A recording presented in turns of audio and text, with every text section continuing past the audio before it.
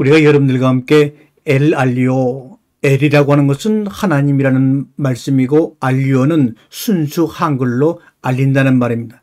하나님이, 말씀이신 하나님이 하나님의 이야기를 우리들에게 들려주는 시간이다. 그렇게 이해하면 되겠습니다. 오늘은 그 시간을 또 이어서 고린도전서 15장 45절 우리가 많이 듣고 알았던 이야기인데 참으로 깊이 이해하고 이게 이런 말이구나 라고 시원하게 받아들이는 경우가 참으로 쉽지 않은 구절입니다. 그 말씀은 이렇죠. 기록된 바 첫사람 아담은 산 영이 되었단가 같이 마지막 아담은 살려주는 영이 되었나니, 여기 보니까 첫사람 아담은 산 영이요 마지막 아담은 살려주는 영이다 이렇게 말했는데 이것이 무슨 말씀인가? 이 말씀의 내용을 보면 분명히 중요한 내용인 것 같은데 그것이 무엇인가 궁금해하면서도 누구에게 선뜻 질문하기가 어려웠던 문장입니다. 산 영이란 무엇이고 살려주는 영이란 무엇인가? 이렇게 좀 질문을 속 시원하게 주고받으면 얼마나 좋을까요?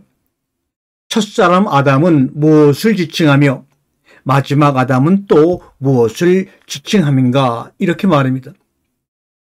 우선 방금 읽은 윗 구절을 헬라어 성경의 도움을 받아 다시 한번 정리를 해보면 이렇게 쓰였습니다. 그러므로 쓰여있기를 처음, 먼저 이런 말이에요. 처음, 먼저, 처음 사람인 아담은 살아있는 혼을 지향하도록 만들어졌고 마지막 아담은 궁극의 아담은 생명을 주는 영을 지향하도록 만들어졌다. 이렇게 해석을 하면 정확합니다.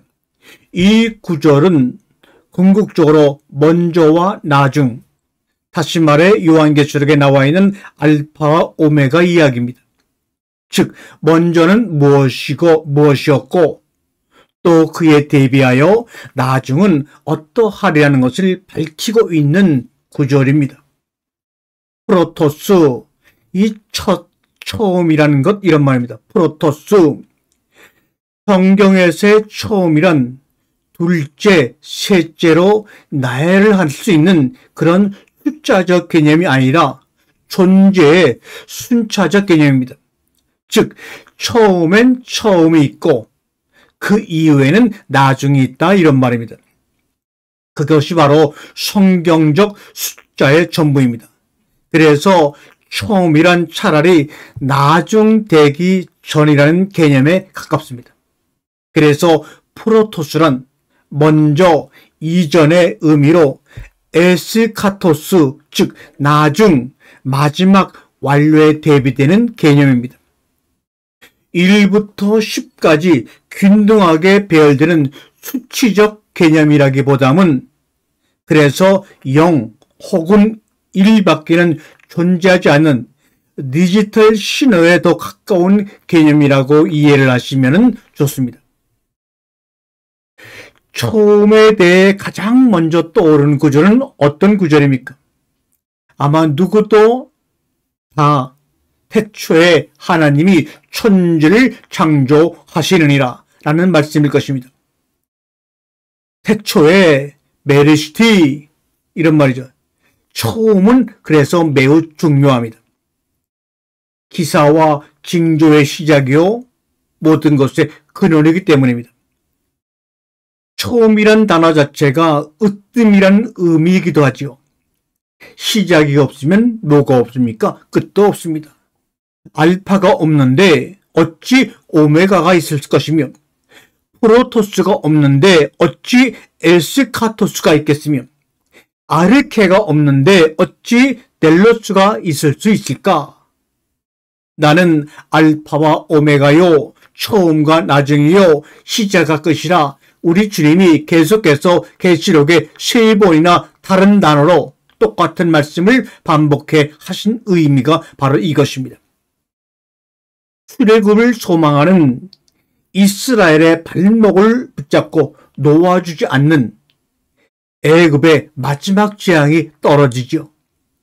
바로 바로의 장자로부터 맷돌 뒤에 숨어있는 여종의 장자까지 일절 멸절하심입니다. 애굽의 애짜만부터도 사람, 짐승을 물러나고 그들의 장자, 그들의 첫 수출들은 처참한 죽음을 맞이할 운명입니다. 성경의 잔인한 역사적 장면이 아닌가 합니다. 그런데 자세히 보게 되면 아닙니다. 성경의 잔인한 역사적인 장면으로 드러나는 것이 아닙니다. 그것은 바로 뭐냐? 내가 여러분이 구원에 이르기 위한 시작이요 시발입니다. 그 프로세스의 아르케입니다. 공이라고 하는 강줄기의 도도한 흐름일 뿐입니다. 애굽의 장자들이 여러분이 알다시피 멸절되고 이스라엘 장자들은 구별되어야만 비로소 6월 될 것이기 때문입니다. 그래서 초태생은 구별되어야 한다고 성경은 기록하고 있습니다. 왜요? 여호와께 바쳐져야 할 것이기 때문에 그렇습니다. 바쳐지지 않을 초태생에게는 필히 멸절됨이 기다리고 있습니다. 그러면 우리 하나님 여호와는 왜 이스라엘의 초태생을 처음 나온 열매 첫사람을 그리 탐하시는가? 초태생 없이는 오메가를 이룰 수 없기 때문입니다. 하늘을 봐야 별을 따는 법 아닌지요? 우리 첫사람 아담은 흙으로 만들어져 코로 기식하며 오감을 통해 지식을 쌓아가고 그 감각으로 수용된 지식을 따라 판단 기준을 세워가며 그 판단 기준으로 선악간 구분을 하여 정죄를 하는 그러한 율법적 최박한 세상을 살아갑니다. 불가에서는 그것을 12연기라고 합니다. 불가의 12연기를 차용한 개념이지만 그 내용에 있어 미혹된 인생의 오메가는 어떠하며 거듭난 인생의 오메가는 어떠한가를 잘 설명해주고 있는 개념이라고 생각합니다. 세상에 그 누구라도 흙으로 빚어져 붉은 얼굴을 하고 살아가는 아담이라면 일절 예가 있을 수가 없습니다. 그러면 아담이란 무엇인가?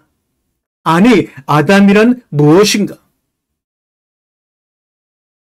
아담은 이꼴 아담과 하로 이루어진, 사람은 이꼴 남자와 여자로 이루어진 네페시적 존재입니다.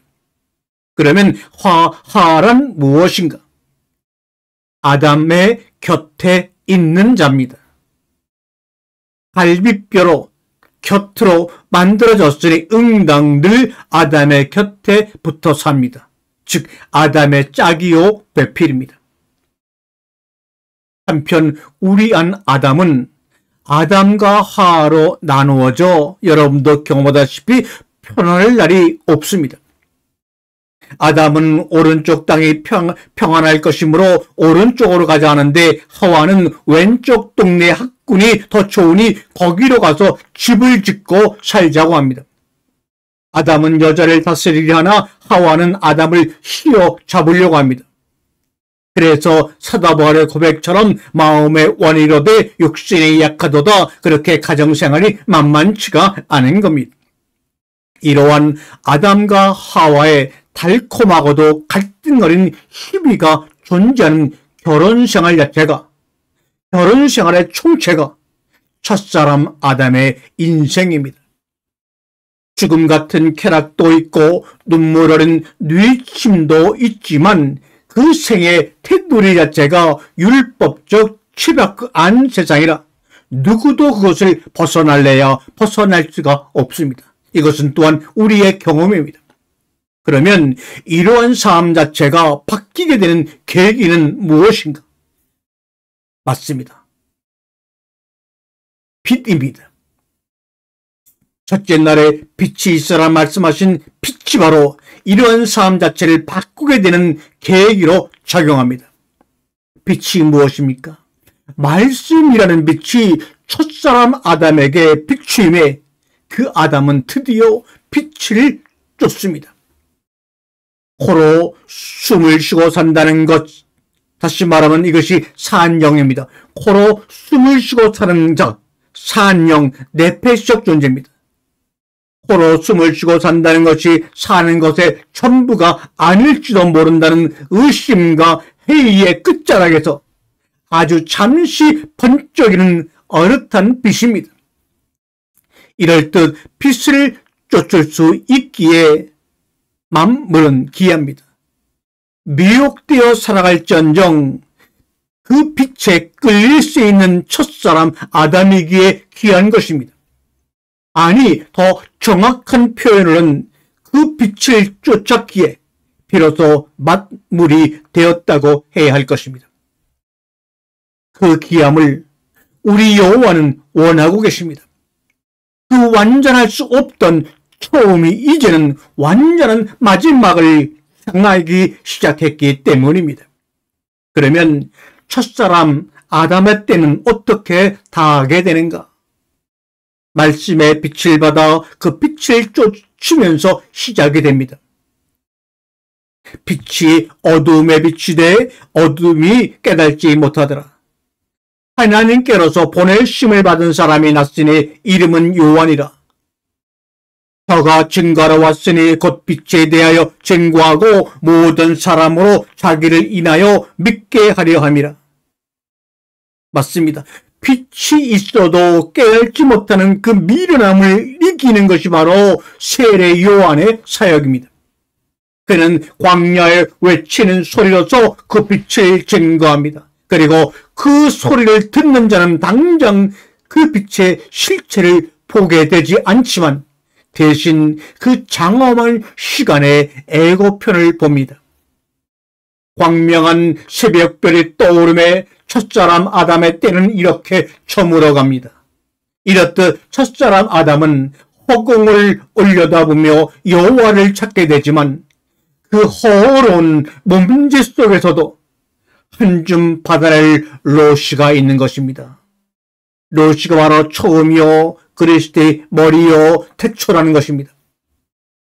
창세기 1장 1절 베레시티 바라 엘로임, 그 베레시티라는 단어가 태초라는 단어가 바로 로시라고 하는 머리라는 단어에서 만들어진 단어입니다. 그 로시, 그 머리, 숨으로 기식하며 살아가는 첫사람 아담의 머리, 그 로시 하나만이 여호와께 제물로 바쳐지는 겁니다. 그리고 그 바쳐진 그 머리 위에 예수 그리스도의 머리가 접목되는 것입니다. 그렇게 첫사람 아담이 착한 행실로 하늘을 올려보고 있노라면 궁극적으로 마지막 아담이라고 하는 광명의 별을 따게 됩니다.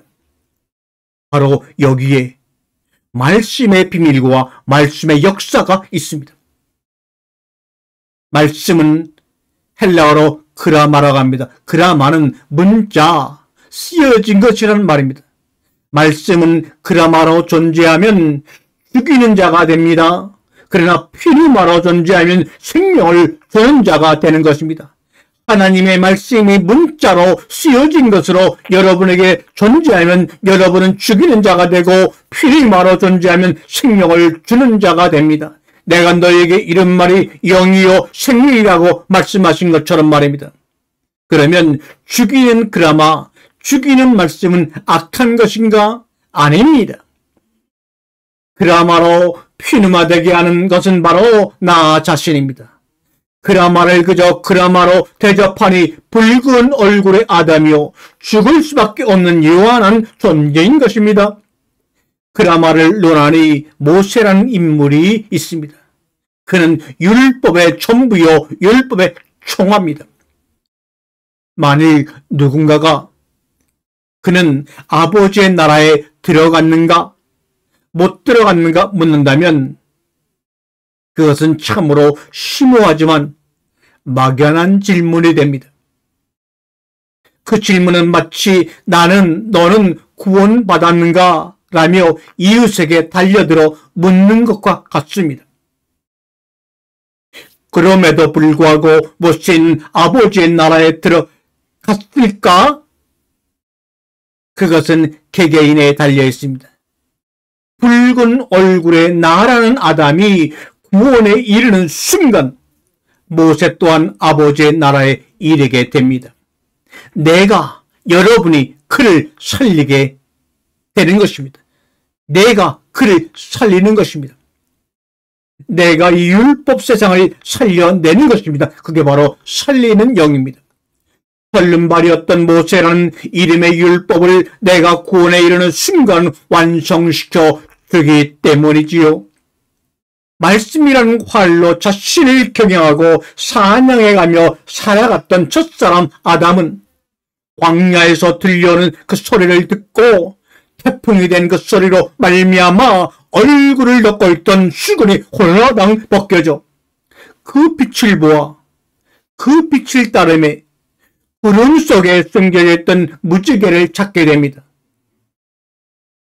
그런데 그 손에 들고 있던 그 활은 어디로 갔는가 묻고 싶습니다.